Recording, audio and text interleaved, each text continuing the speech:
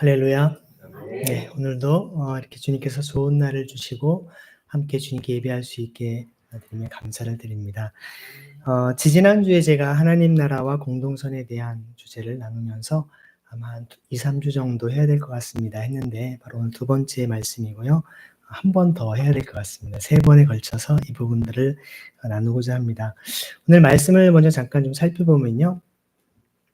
그 믿음이 강한 우리는 믿음이 약한 사람들의 약점을 돌보아줘야 됩니다. 근데 되게 보면 세상은 반대죠. 사람이 강한 사람이 있으면 약자를 짓밟고 무시하고 또 그들의 약점을 막 후벼 파면서 그들을 막 몰아내는 것이 세상의 원리라면 우리 믿음의 사람들은 반대로 그러한 사람들의 어려움들을 또 연약함들을 품어주는 것을 말씀을 하고 있습니다. 그래서 우리는 자기에게 좋을 대로만 해서는 안 됩니다라고 얘기하죠. 대개 사람들은 자기가 하고 싶은 거, 자기가 좋을 거 그런 것들을 합니다. 특히 저희 교회 이제 청년들이 이제 있는데요. 주로 이제 진로를 고민하고 특히 이제 입시생들이 입시를 준비하고 또 대학을 졸업하면 어느 곳으로 이제 진학을 할까 고민을 할 때 많은 부모님들이 자녀에게 뭐라고 얘기합니까? 너는 어릴 때부터 철저하게 너는 의사가 돼야 돼. 너는 뭐 변호사가 돼야 돼. 뭐 이렇게 해서 철저하게 막 그냥 공부시키지 않는 이상은 보통은 그냥 자녀들에게 네가 하고 싶은 거 해. 네가 좋은 거 해야지. 그렇게 얘기를 합니다. 네, 물론 맞습니다. 하지만 오늘 말씀을 보면 우리는 자기에게 좋을 대로만 해서는 안 됩니다. 라고 얘기를 해요. 믿음의 사람들은 일반 세상 사람들이 이야기하는 기준과 조금 더 우리가 눈높이가 높아야 된다는 것이죠. 보통 우리가 점점 더 사회가 민주화되고 성숙해지면서 성숙한 시민의식을 다른 표현으로 시민들의 눈높이가 높아졌다라고 얘기를 하거든요. 예전에는 다 땅 투기하고 나쁜 짓 해도 다 권력을 잡고 하는 것을 인정을 했는데 요즘에는 그러한 어떤 권력을 잡는 사람들에 대해서 이제는 국민들이 원하지 않는 국민의 눈높이가 높아진 것이죠. 마찬가지로 오늘 한국교회 문제 중에 하나는 사람들이 우리를 바라볼 때 그리스도인들을 향한 별 기대감이 없다라는 겁니다. 눈높이가 많이 낮아져 있다는 것이죠. 왜냐하면 세상 사람과 별 다를 바가 없고 오히려 더 자기가 원하는 거, 자기가 취하고 싶은 걸 더 갖고 살아가는 삶을 보다 보니 이제는 그러한 기대를 하기 어렵다라는 것이죠. 그래서 우리는 그리스도인으로서 자기 좋을 대로만 해서는 안 되고 어떻게 해야 되겠습니까? 바로 2절 말씀 함께 읽어볼까요? 시작. 우리는 저마다 자기 이웃의 마음에 들게 행동하면서 유익을 주고 덕을 세워야 합니다. 자, 이 말씀 우리가 잘못 이렇게 오해를 하면 하나님 마음에 드는 인생이 아니라 사람들의 눈치를 보면서 사람들의 마음에 들게 하려고 해야 되는가? 네, 그런 생각을 우리가 할 수가 있습니다. 그런데 여기에 보면 유익을 주고 덕을 세워야 된다라고 얘기를 하죠. 그리스도인들의 삶은 다른 사람들을 향하여서 그들의 삶이 유익하도록 그들도 하나님의 사랑과 은혜를 입도록 우리가 세워주고 또 덕을 세우는 삶을 살아야 된다라고 얘기합니다. 여기 나오는 유익이라고 하는 말은 다른 말로 이익이라고도 얘기할 수 있고요. 공동의 이익을 가리켜서 공동선이라고 지난번에 말씀을 드렸습니다. 그런 의미에서 또한 우리에게 하나님께서 공동선과 관련된 구절을 주신 말씀 부분으로 볼 수 있는데 우리는 사실 자기의 어떤 만족, 자기의 꿈, 자기의 희망을 이루기 위해서 살아가는 인생일 수 있지만 그리스도인들에게는 하나를 더 플러스해서 중요한 기준으로 여겨야 될 것은 내가 하고 싶은 거, 내가 좋아하는 거, 내가 원하는 것을 할 수도 있지만 하나님께서 무엇을 원하시며 하나님께서 원하시는 것은 곧 우리 이웃의 지금 필요와 아픔, 그들의 고통과 그들의 어려움 속에 있는 내가 무엇을 하며 그들에게 유익을 주며 어떤 덕을 세울 것인가 이것이 중요한 판단 기준이 되어야 된다는 것입니다. 그래서 종교개혁자였던 루터나 칼빈도 직업을 선택할 때 중요한 기준은 하나님을 사랑하는 사람으로서 어떻게 하면 이웃사랑을 온전히 실천할 건가 거기에 기준을 두어야 된다고 얘기했습니다. 그래서 이제부터는 여러분들이 자녀들이나 우리 젊은 친구들에게 자 뭐가 되고 싶니?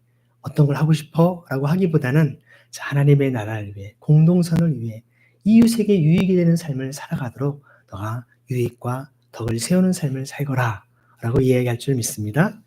자, 그래서 주님께서도 자기에게 좋을 대로만 하지 않으셨어요. 주님이 편한 대로 힘들지 않은 길로만 하셨다면 십자가의 길을 굳이 걸어갈 일이 없으셨겠죠. 사실 중요한 비밀이 있습니다. 예수님께서 모든 인류의 가장 중요한 공동선, 즉 하나님의 나라를 위해서 주님은 자신의 목숨을 내어주면서까지 십자가에서 그 사랑을 베풀어 주셨다는 것입니다. 그래서 주님을 비방하는 자들의 비방이 내게 떨어졌다. 비난받으면서 욕먹으면서 그 길을 걸어간 겁니다. 그래서 우리에게 교훈을 주려고 하는 이 모든 성경은 우리에게 인내와 위로로서 우리로 하여금 소망을 가지게 하는 것이다. 자, 여기에 이런 말씀들을 보면 우리가 이런 하나님의 나라와 공동선을 향하여서 이런 유익과 덕을 세우는 삶이 결코 녹록지 않다라는 것을 보여주죠. 인내, 위로, 소망. 사실 이런 것은 좋을 때 별로 하는 말들은 아닙니다. 어렵고 힘들 때. 또 누군가 위로가 필요하고 누군가 인내하고 또 함께 소망을 갖는 것. 그렇다면 우리가 이런 하나님의 나라를 향하는 공동선을 향하는 삶을 살아갈 때 있어서 절대적으로 이런 인내와 위로와 소망을 함께 품는 공동체가 필요하다는 것입니다. 우리 주빌리 교회가 이제 창립한 지 1주년을 맞이하여서 그러한 서로를 돌보고 위로하고 인내로서 주님을 향한 소망을 품는 기념 공동체가 되기를 소망합니다. 그래서 인내심과 위로를 주시는 하나님께서 여러분이 그리스도 예수를 본받은 것 같이 같은 생각을 품게 하시고 한 마음과 한 입으로 하나님 우리 주 예수 그리스도 아버지께 영광을 돌리게 해주시기를 빕니다라고 기도를 합니다. 여러분들 마음 가운데 예수님을 본받는 마음으로 우리가 하나님 나라를 향한 공동성을 향하는 삶을 살아가야 되는 것이죠. 그래서 이런 것들을 구체적으로 우리가 어떤 실천을 할 것인가. 지난번에는 조금 청년들의 이 시대 문제와 어려움들을 좀 나열을 해드렸다면 이제 구체적으로 하나씩 어떤 우리가 시도들을 하고 있는지 제 주빌리 교회가 그동안 해왔던 것들과 함께 말씀을 나누고자 하는데요. 오늘날의 청년들의 문제를 이 시대의 많은 젊은이들의 문제를 단지 개인적 차원의 문제로 우리는 치부해서는 안 됩니다. 왜 이렇게 나약해? 왜 이렇게 게을러? 왜 그런 것도 못 참아? 좀 더 인내하지? 이렇게만 얘기할 수 없다라는 겁니다. 사회 전반에 걸친 이런 구조나 제도적인 접근이 필요하다라는 것입니다. 그래서 그런 것을 가리켜서 이렇게 하나님 나라와 공동선을 향한 실천을 위해서는 먼저 이 땅의 공정과 사회적인 평등, 인권과 사회적 정의 이런 것들에 대한 가치를 우리가 먼저 깨닫고 또 젊은이들로 하여금 일깨울 필요가 있습니다. 대부분 많은 사람들이 왜 우리가 고통을 당하고 있지? 그 이유를 모릅니다. 그냥 자기의 삶이 태어나면서부터 그냥 가난과 어떤 고통 속에 살아가는 것이 당연한 것처럼 살아가는 사람들이 있습니다. 그냥 운명으로 받아들이고 숙명론적으로 체념하며 살아가면서 이 생 망이네, 이번 생은 망했네. 그냥 힌두교나 불교에서처럼 다시 윤회를 통해 다음 생에 내가 더 좋은 존재로 태어나면 되지. 그런 어찌 보면 허망한 꿈을 품고 살아가는 경우들이 많다는 것입니다. 하지만 그것이 자기 혼자라고 한다면 그나마 우리가 들을만 하지만 자기의 가족, 주위의 많은 사람들이 수많은 사람들이 절대적으로 수많은 사람들이랑 고통과 절망 속에 있는데 그래서 같이 다 힘드니까 그냥 참고 우리 예수 믿고 천국만 가면 돼 라고 말할 수 있겠습니까? 상대적으로는 어떤 소수의 사람들이 누리고 있는 특권과 부와 명예에 대한 이런 사회적인 모든 불평등과 수많은 경제적인 양극화, 사회적인 수많은 갈등과 문제에 대해서 우리는 눈을 떠야 됩니다. 의식화해야 되는 것이고 역사의식을 가져야 되는 것이고 우리의 삶에서 무엇이 문제인지를 해결할 수 있는 하나님의 지혜를 간구하며 간구하는 기도가 필요하다는 것입니다. 불의한 취재 속에서 취업난과 부채에 허덕일 수밖에 없는 소위 빈곤 세대의 고충의 근본을 우리는 직시해야 됩니다. 그래서 요즘 시대를 능력주의라고 하지 않았습니까? 열심히 일하는 사람이 성공하는 거 당연하지. 여러분 당연한 얘기이기도 하지만 일하고 싶어도 일할 수 없고 여러 가지 몸이 아프거나 연약하여서 그런 정말 사회적으로 성공하는 삶을 살아갈 수 없는 물론 거기에 성공이라고 하는 것은 세상적인 기준만을 얘기하는 것은 아닙니다. 적어도 인간의 기본적인 생존권을 유지하기 위한 그 생계마저도 제대로 꾸리지 못할 수밖에 없는 수많은 일이 있다는 것입니다. 그런 사람들이 있는데도 능력주의를 당연시 여기면서 개인의 능력이나 무능으로 치부하는 사회 분위기로 인해서 요즘에 영끌이라고 하는 용어가 나옵니다. 권사님 영끌이 뭔지 아세요? 네. 영혼까지 끌어당겨 가지고 투자를 한다라는 거예요. 청년들이 뭐 코인, 비트코인 같은 거 하지 않았습니까? 막 돈도 막 빚을 내고 막 영혼까지 이런 걸 영끌이라고 얘기를 합니다. 단기적인 일확천금을 얻고자 하는 이러한 어떤 청년들까지도 나오는 분위기인 겁니다. 어떻게 하든 내가 성공하면 되지 않느냐? 거기에 돈 때문에 사람을 죽이면서까지 수많은 악을 행하는 것입니다.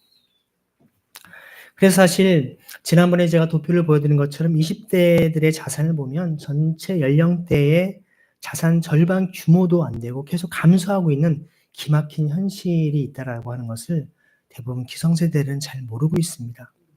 수많은 대학생이 열심히 알바를 하면서 학비와 생활비를 벌고 주경야동을 하지만 치솟는 이 전월세 가격을 감당하기에는 역부족입니다. 기울어진 운동장에서 바늘구멍과 같은 취업문을 뚫고 들어가기 위해 수년간 정말 고분분투하며 살아가는 취준생의 일상은 애처롭게 합니다. 소수에게 주어지는 합격과 취업의 기쁨과 달리 대부분은 끝이 보이지 않는 그런 경쟁의 숲으로 다시 들어가야 되는 막막함, 고충은 이루 말할 수가 없는 것을 잘 아실 겁니다. 문제는 교회에서마저도 이들을 향한 공감과 위로를 기대하기가 힘들다는 것입니다.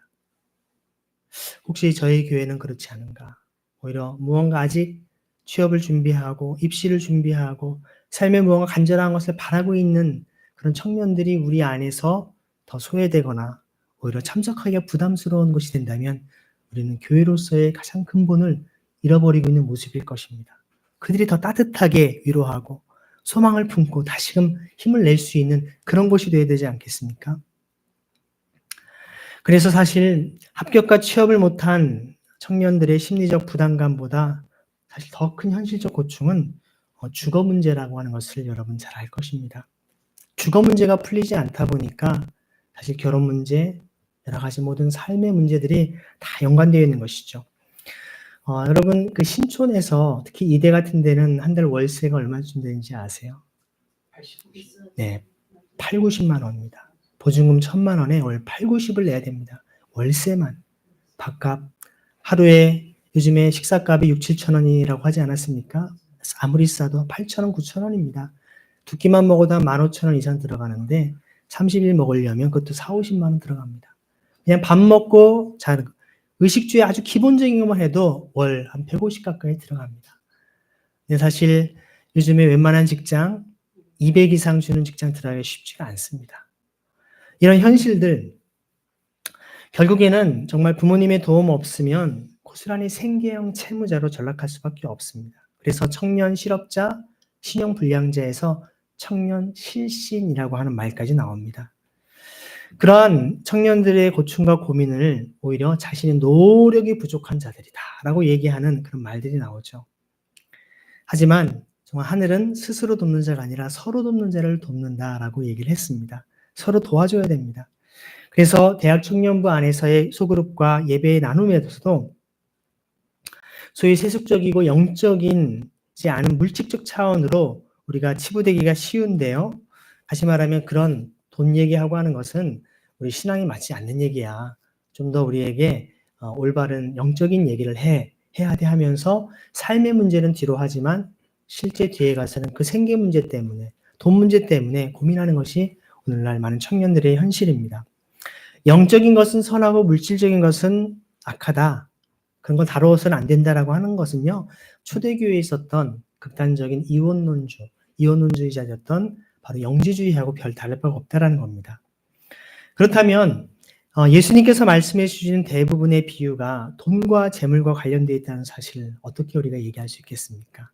그래서 만약 그렇다면 한국교회 대학 청년부의 기준으로 보면 굉장히 정말 우리가 예수님을 세속적이고 물질적 수준의 청년이었다라고 평가할 수밖에 없지 않겠습니까?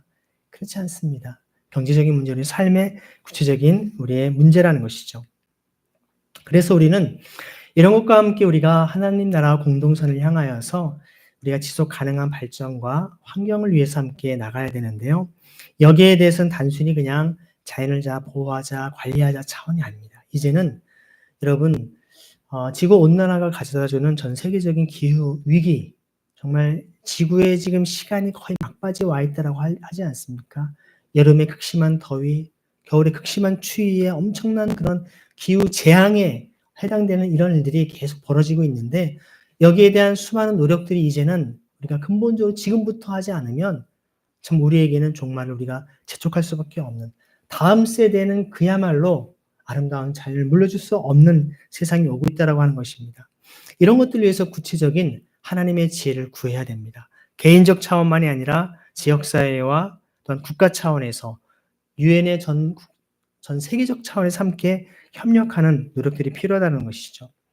그리고 저는 지속 가능한 발전과 또 환경 보호라고 하는 말도 쓰지만, 오늘날 우리 청년들이 함께 할 수 있는 것들이 이제 전 세계의 어렵고 가난한 나라들, 또 기후위기로 인해서 정말 물도 없이 음식도 없이 죽어가는 수많은 그런 곳곳의 어린아이들, 또 고통받는 사람들을 위해서 이제는 선진국에 있는 우리나라로서 그들을 돕고 섬길 수 있는, 아니 정확히 얘기하면 우리의 것을 나눠주는 것이 아니라 마땅히 그들의 몫으로 돌아가야 될 것을 반환할 수 있는 그리스도의 사랑을 실천하는 통로로 우리가 주님 앞에 나가야 될 줄을 믿습니다.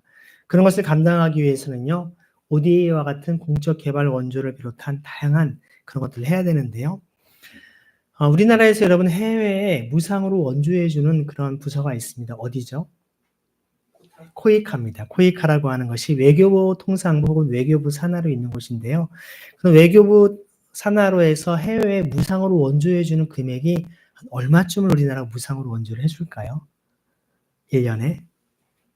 3천억? 네, 3천억. 네, 한 15년 전 얘기입니다. 네, 우리나라가 지금 현재 매년 5조 원 이상을 그런 어려운 나라들, 소위 빈곤 국가라고, 최빈 국가라고 얘기합니다. 가장 가난한 나라들에게 지원하고요.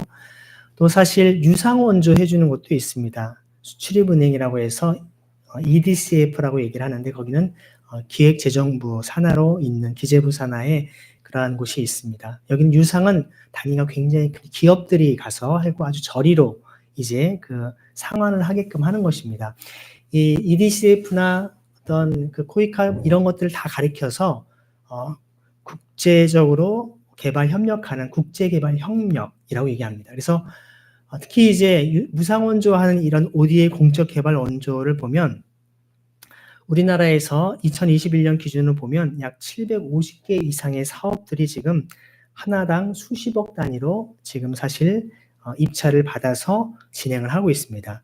다시 말하면 제가 아는 한 교수님도 예를 들어서 베트남에 한 500억 프로젝트를 5년 동안 진행을 합니다. 한 팀이. 그러면 여기 있는 한 대학 교수께서 대학을 통해서 이러한 사업을 진행을 하면 교수님들이 대학에서 강의해야지 어디 뭐 그 돈을 쓰고 다닙니까?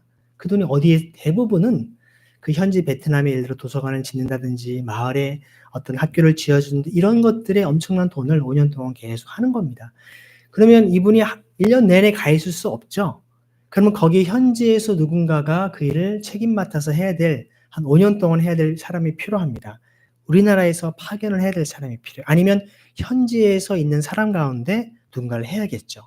근데 여러분, 이렇게 그래도 이름 있는 나라들은 우리나라 사람이 가서 할 수 있지만 정말 가난한 아프리카, 또 인도, 남미, 동남아의 정말 힘든 나라들에는 공무원들에게 엄청난 연봉을 준다고 해도 가족과 떨어져서 5년 동안 살려면 누가 가겠습니까? 안 갑니다.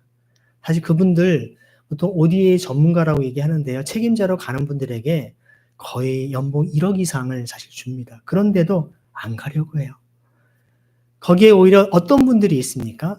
이미 선교사님들이 우리나라 보통 대학원 이상 나오신 분들이 소위 많이 배우시고 또 현지를 잘 알고 있고 게다가 현지화가 가능한 분들이 계십니다. 가장 좋은 이런 분들이 이런 ODA 전문가로 교육받고 준비를 해서 거기에 정부의 이런 역할들을 감당할 수가 있는 겁니다. 예를 들어서 학교를 지어준다면 건물만 짓지 않거든요. 컴퓨터나 책상, 모든 장비도 다 지원하고 또 교육 프로그램을 어떻게 운영해야 할지 학교 교장 선생님, 교감 선생님, 또 모든 선생님들까지도 대학의 교수용까지 다 교육하고 훈련하는 것이 ODA 프로그램입니다. 프로젝트입니다. 이런 걸 하기 위해서 아주 고위급에 있는 사람들은 국내에 와서 연수도 시키고요. 뭐 몇 달이나 몇 년 동안, 또 반대로 거기에 현지에서는 현지에 계신 그 ODA 전문가가 그들을 교육을 합니다. 이런 것을 만약 선교사님들이나 현지 지도자분들이 이런 것을 감당한다면 실제로 우리가 단순히 교회에서 후원받아서 하는 그런 선교 차원과 전혀 다른 차원의 선교가 가능하다는 것입니다. 이제는 우리가 대한민국이 이제 OECD에 가입한 선진국으로서 이런 최빈 국가들을 돕는 일들을 교회의 많은 은퇴하신 장로님들이나 또 목사님들이나 젊은이들도 마찬가지로 이런 ODA 전문가로서 국제개발 협력에 적극적으로 참여하면서 세상을 변화시키는데 또 그 땅에 여러 가지 보건, 복지, 의료, 그리고 문화, 그리고 거기에 어떤 지역 개발이라든지 마을 공동체를 만드는 수많은 그런 프로젝트들이 매년마다 엄청나게 많습니다. 그런 것들을 같이 감당해야 되는 것이죠. 사실 제가 최근에는 숭실대학에서 글로벌 선교센터를 이렇게 담당하면서 그런 것들을 조금씩 준비를 하고 있어요. ODA 사업들을 통해서 올해 이번에 이제 르완다 지역 대학하고 이제 컨택이 돼서 서서히 제가 물밑 작업들을 하고 있는데요. 이러한 노력들이 이제는 전 세계 차원에서 우리만이 아니라 전 세계가 함께 일들을 하고 있다는 것입니다. 아까 말씀드렸던 공적 개발 원조이고요. 거기에 첫 번째 이 국제적으로 유엔에서도 하는 첫 번째 일이 바로 No Poverty라고 해서 하루에 1.9달러 미만으로 살아가는 절대 빈곤의 사람들을 제로로 만들자라고 하는 것이 바로 유엔에서 벌이고 있는 2030년까지의 큰 운동이라는 것입니다.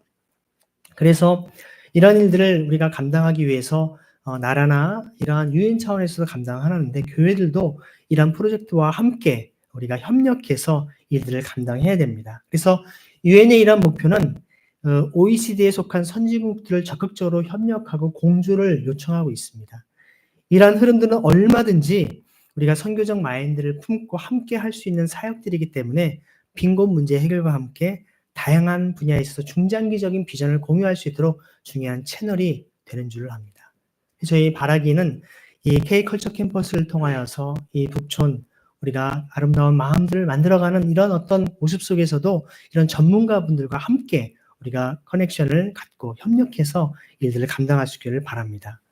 뿐만 아니라 오늘날의 많은 청년들이 이런 것들을 위해서 많은 교육과 역량을 개발해야 됩니다. 국제적인 활동도 할 수 있고 또 사회 많은 지도자들을 만들어낼 수 있도록 그래서 저도 이번 학기에 지금 여러 가지 연구 프로젝트를 지금 제가 진행하고 있는 것이요. 숭실대 안에서 새로운 과목들을 개발을 하고 있습니다. 근데 그런 과목들은 예를 들어 사회봉사 인증 과목 혹시 영철형제 대학에서 그런 거 한 적이 있었죠? 네. 어떤 식이었죠? 수업 공식적인 수업이었는데 네. 5화원 그런 데 가서 애기들 뭐 수학이나 영어 또는 뭐 피아노 이런 거 알려주고 아예 유아들한테는 책 읽어주고 또 다른 걸로는 장애인 교류 그 멘토링 이런 거 있었어요. 수업 2개 있었는데 참 좋은 일들을 했는데요. 제가 궁금한 거는 그러한 일들을 본인이 기획해서 했나요? 아니면 교수님이 다 정해준 거를 했나요? 다 정해주셨죠. 그렇죠. 그래서 기존의 모든 대학에서의 사회봉사 인증이나 활동 프로그램들은 교수님들이 다 그쪽에 지도자들하고 책임자 기관, 사회복지나 여러 가지 시설들하고 다 커넥션을 해서 자, 이런 걸 하니까 이제 학생들을 보내주십시오. 학생들은 수동적으로 가서 그 일만 하고 물론 그것도 굉장히 귀한 거죠. 저소득층이나 더 어려움에 있는 학생들을 돕고 섬기는 건 참 좋은데 저는 그래서 조금 더 한 단계 업그레이드해서 저는 그렇게 준비하려고 합니다. 그냥 다 세팅해놓고 학생들 가서 섬겨라가 아니라 이제 예를 들어서 이 지역사회에 어떠한 사회봉사가 필요한지를 학생들이 리서치를 하게 하는 겁니다. 먼저. 예를 들어 숭실대학이 동작구에 있거든요. 동작구 인근 또 인근 몇 개 구를 합쳐서 정부 어떤 지역에 있는 여러 가지 그런 여러 가지 그런 시설들이 무엇이 있는지를 확인을 하고 어떤 도움이 필요한지를 확인한 다음에 현지에 거기에 계신 어떤 기관장이나 담당자분들을 찾아가서 어떠한 도움이 필요한지 아니면 우리나라에는 외국인 어떤 여성들이라든지 이주민 여성들 또 어려운 사람들의 필요들을 적극적으로 본인들이 확인을 해서 이런 일을 할 수 있겠구나 저런 일을 할 수 있겠구나 그러면 기존에 하고 있었던 사역과는 전혀 다른 좀 더 창의적인 새로운 일들이 일어납니다. 젊은 친구들은 더 좋은 아이디어가 있기 때문에 어떤가요? 그렇게 해서 청년들이 이러이러한 일을 할 수 있겠습니다 하면 중간고사 이후에는 그 일을 조금 잠깐이라도 그를 하게 하는 겁니다. 그리고 나서는 그걸 지속적으로 할 수 있도록 어떻게 해야 되는지 이런 일들을 이제 과목으로 개설을 하고자 하는데요. 제가 준비하고 있는 여러 개 중에 하나입니다. 이런 식으로 이제는 우리가 청년들이 어떤 대학가에서 훈련받는 것이 수동적으로 그냥 따라하고 자기 취업을 위해서 경력 쌓는 그런 차원이 아니라 좀 우리 주변에 있는 소외된 사람들, 어렵고 고통받는 사람들의 문제가 정말 무엇인지, 내가 이들을 어떻게 도와야 될지, 이들 돕고 섬기기 위해서 내가 어떤 직업을 어떻게 살아가야 될지를 좀 더 근본적으로 고민하고 함께 주위 사람들의 역량을 끌어모아서 할 수 있는 이러한 도전들이 필요하다는 것이죠. 이런 차원에서의 그래서 기업을 찾아다니면서 후원을 좀 해주십시오. 또 여러 가지 개인적 차원에서도 도움을 주십시오 하면서 다양하게 이것이 우리 단순한 지역사회만 아니라 지자체, 또 국가, 정부 기관들, 그리고 국제 어떤 구호 기관까지도 연결해서 같이 다양하게 예를 들어서 요즘에 쇼츠라든지 인스타라든지 이런 거에 올릴 수 있는 짤막짤막한 걸 통해서 어떤 모금도 하고 다양한 활동들을 할 수 있다는 것이죠. 이런 식으로 우리가 이제 청년들의 역할들에 우리가 모습들을 좀 확장해 나가기를 원하는데 그러기 위해서는 좀 이제 하나님 나라와 공동선을 위한 우리의 어떤 실천적 신앙이 어떠한 것인가를 좀 봐야 되는데요. 아까 얘기했던 것들이 바로 이런 것들이었죠. 그래서 먼저 우리가 이제 하나님 나라의 어떤 공평과 정의라고 하는 이 통치 원리를 실천하는 신형 공동체를 갈망하면서 이곳에 주빌리 교회를 작년에 개척을 했고 또 이곳이 바로 코피발리 안국점이라는 카페죠. 여기에서 2023년 1월 1일부터 주일 예배를 시작했습니다.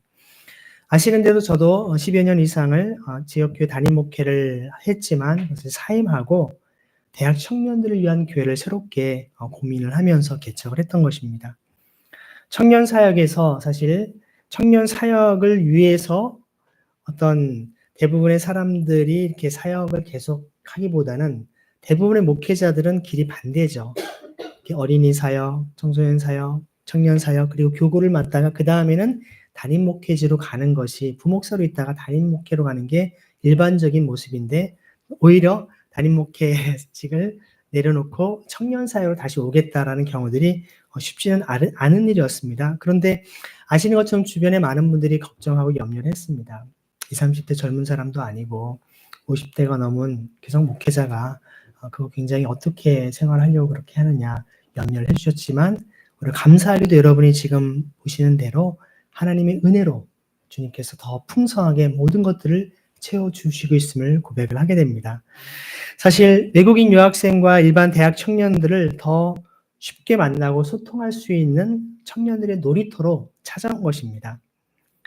2019년 5월에 대학 청년 사업 창업과 취업의 발판이 되고자 이 카페를 이곳에 시작했는데 이곳을 통해서 벌써 여러 팀들이 카페도 창업을 했고 또 청년 아르바이트를 통해서 많은 생계에 도움을 받았습니다.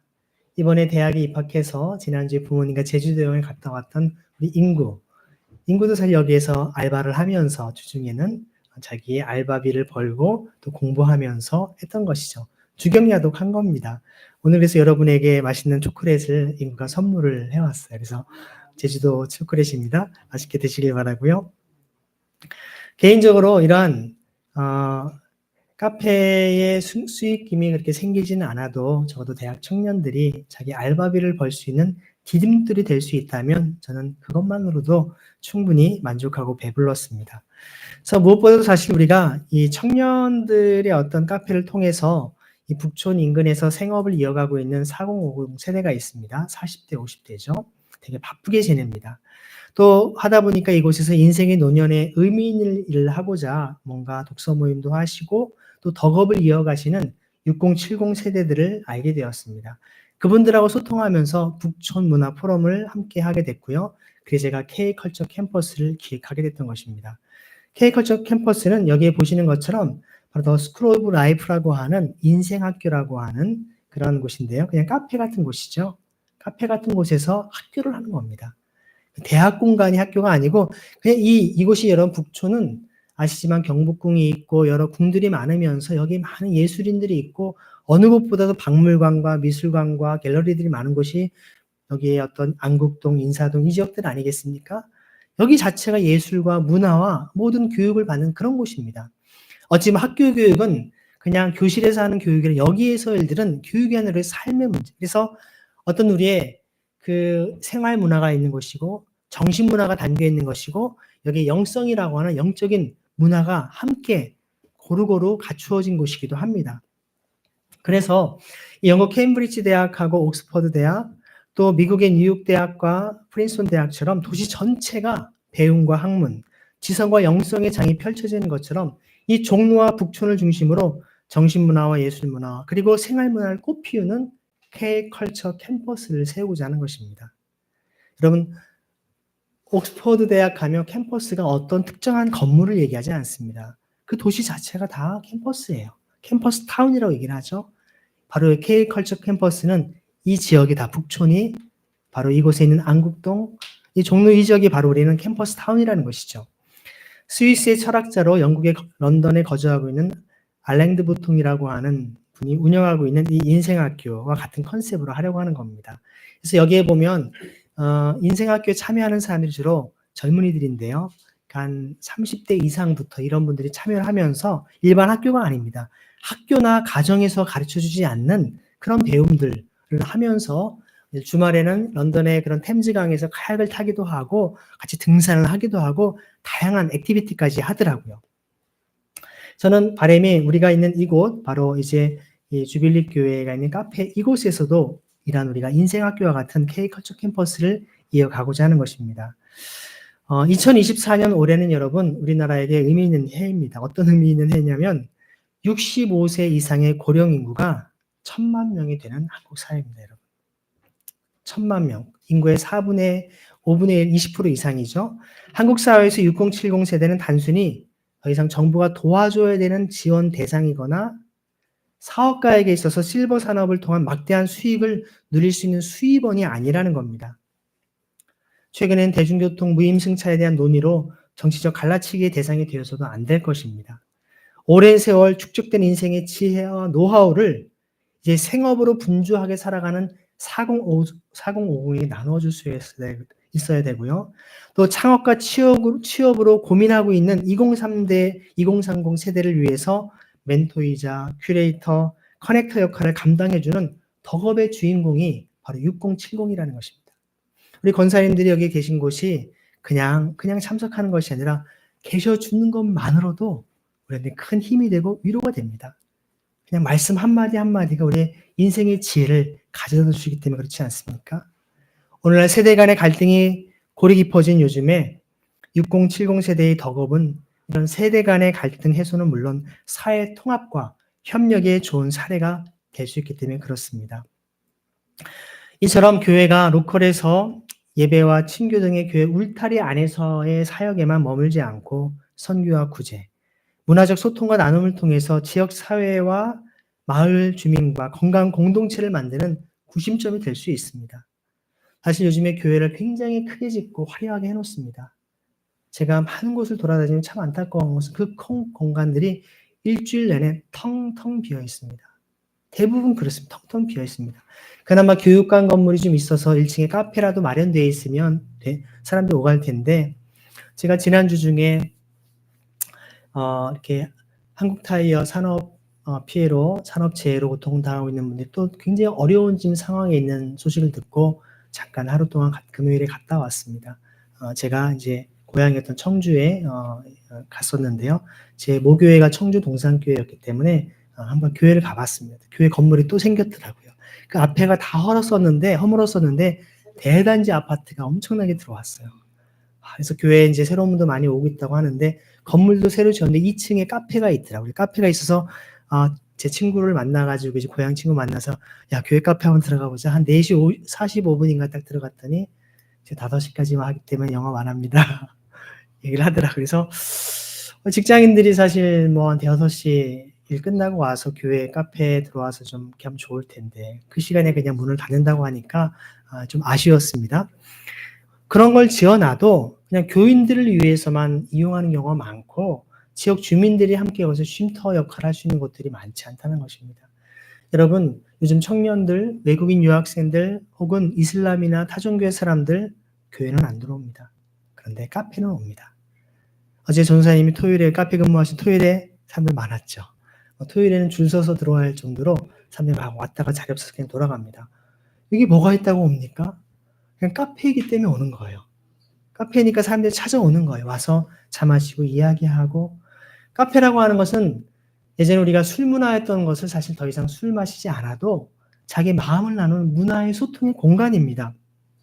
그래서 바로 이것을 통해서 우리가 주빌리 교회가 카페를 통해 고급 커피를 마시는 여유로운 공간을 제공했기 때문에 이런 문화마을 공동체를 위한 토대를 형성할 수가 있는 것이죠. 교회에 여유 공간이 있다면, 아니 여유 공간을 만들어서라도 지역 주민과 소통의 공간을 제공한다면 거기로부터 한국교회는 새로운 변화에 그런 싹이 움틀 것입니다. 그렇지 않으면 머지않아서 아름다운 열매를 맺을 수밖에 없지 않겠습니까? 복음의 씨앗은 우리의 이런 헌신과 섬김을 통해서 그런 향기가 은연히 퍼지기 때문에 그런 것입니다. 사실 우리 속에 있는 여러 가지 문제 속에서 아까도 말씀드린 것처럼 오늘날 많은 양극화 사회 전반에 걸친 분열과 갈등이 많습니다. 공동체 사이에서도 신뢰가 무너지고 있고요. 한국교회도 예외가 아닌데 그로 인해서 공동체가 소외되어 있는 모든 부분에서 사회적 신뢰와 유대를 강화하는 것들이 굉장히 시급합니다. 그런 것들을 위해서 우리가 극복할 수 있는 방법들이 있는데 그 부분은 다음 시간에 여러분과 함께 나누려고 합니다.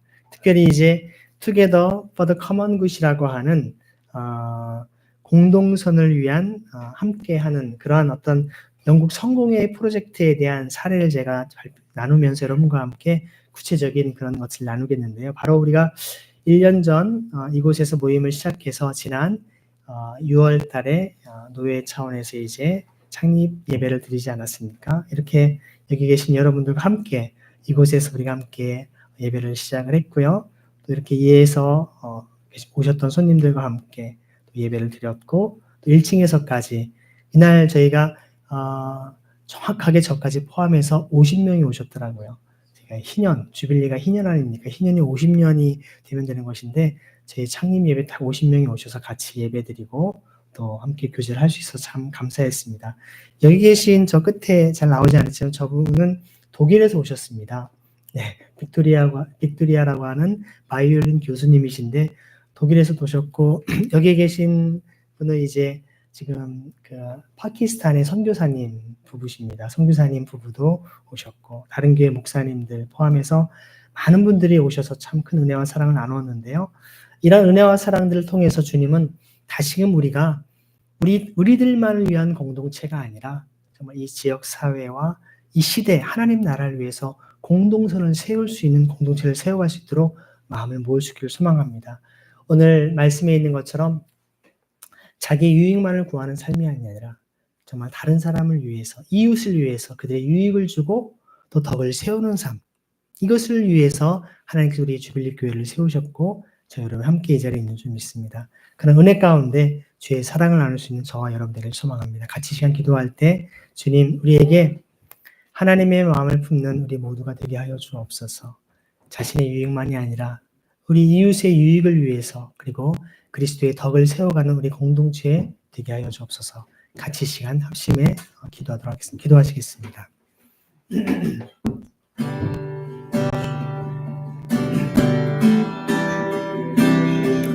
하나님께서 우리에게 창세전부터 예배하시고 준비하신 이 주빌리 교회를 통해 1년여 동안 이제 귀한 사역을 감당케 하시고 청년들을 향한 구체적인 사역들의 길들을 열어주신 감사를 드립니다.